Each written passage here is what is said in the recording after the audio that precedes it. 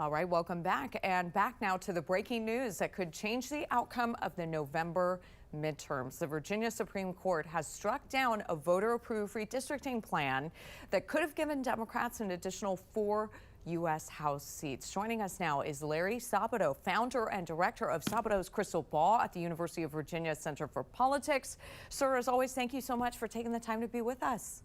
Delighted to be with you, Megan. Perfect. And let's go ahead and get your reaction right off the bat. Were you surprised? And do you agree with the ruling? No, I wasn't surprised. And people who've talked with me since this all happened understand that I was predicting this all along because it's a conservative court.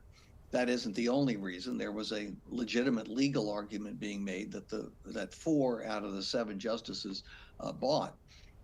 But the truth is, this is it's a radical decision by the court, but it was a radical redrawing of the map.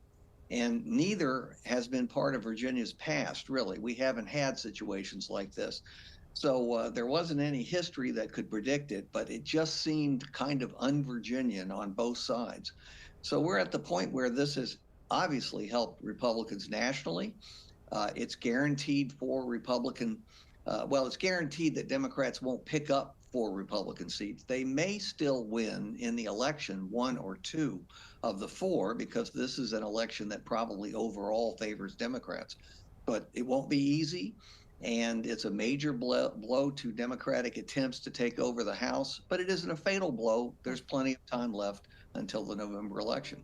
And on that, the time, do you think this ruling ends any hope of Virginia redrawing the map in time for the midterms then? Absolutely. No, I've heard some strange projections about taking this to the U.S. Supreme Court and so on. First of all, I don't think there's any way to get it to the Supreme Court. And even if you could, I really don't think this particular U.S. Supreme Court is going to be inclined to overturn this decision of the Virginia Supreme Court. I think they would be in agreement with it. And to zoom out a bit, and you just mentioned it there briefly, Larry, redistricting, this has been going on nationally, as you said, in other states, and it seems successfully. How have other states been able to redraw maps? Well, what really has energized this was the recent U.S. Supreme Court decision in the Louisiana case.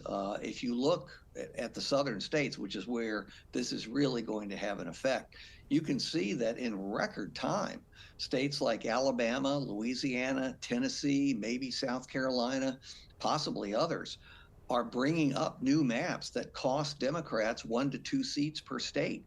So the Supreme Court of the United States has actually done more for the Republicans in the redistricting war than even Trump has done with Texas and getting Texas to redraw the districts and give 5 additional seats to the Republicans. So right now, I'd say Republicans are winning the war on redistricting in this particular year. But what people aren't focusing on yet is this will continue the war to 2027 and 2028. And already a number of Democratic states with Democratic governors and Democratic legislatures are gearing up to redraw their districts to favor Democrats and take seats away from Republicans. So the war continues. There are new battles every day. I don't like wars myself, but we're stuck with it. Yeah, definitely not seeing the end of this anytime soon, as you predict. They're under the old map. Virginia Democrats hold a 6-5 advantage. Do you predict there being a voter backlash in November? Well, there could be a backlash to both sides. That is, Republicans are going to be angry that this redraw was done, and Democrats are going to be angry that the Republicans overturned the referendum result. Partisans are always angry. I love them, but they're always angry at something and somebody. It may increase turnout. I don't know on which side yet because we have too long to go to November. Yeah, and this ruling, of course, as you've pointed out here, certainly hurts Democrats. Do you think it will hurt them enough to cost them a chance to regain control of the House? Well, consider that the last several Congresses have been tiny majorities for one side or the other, 220 seats, 222 seats. So if it's that close again, then yes, this could make the difference. Odds are it won't be that close. That's my guess this 6 months out. So probably it won't make the whole difference, but a lot of moving parts are in motion. We see it all over the country. So check in tomorrow and the next day and the day after that. Yeah, and when it comes to those moving parts, Larry, I'll just sneak in one more here.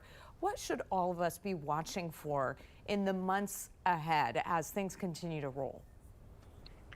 Well, you have to look at which states successfully redraw the maps, but there are bigger factors, there are macro factors that determine midterm elections, like presidential popularity. And obviously, President Trump has got to improve his popularity rating to help Republicans. Gas prices, prices generally, inflation, the war with Iran. There are lots of pieces to this election. So you watch it all because it can be the macro factors, it can be the micro factors like redistricting that in the end make all the difference. Larry Sabato, founder and director of Sabato's Crystal Ball at the University of Virginia Center for Politics, giving us a bit more of a clearer picture here this afternoon. Thank you, Larry, so much for taking the time to join us. Enjoyed it, Megan. All right, take care and stay with us. We'll be right back after this quick break.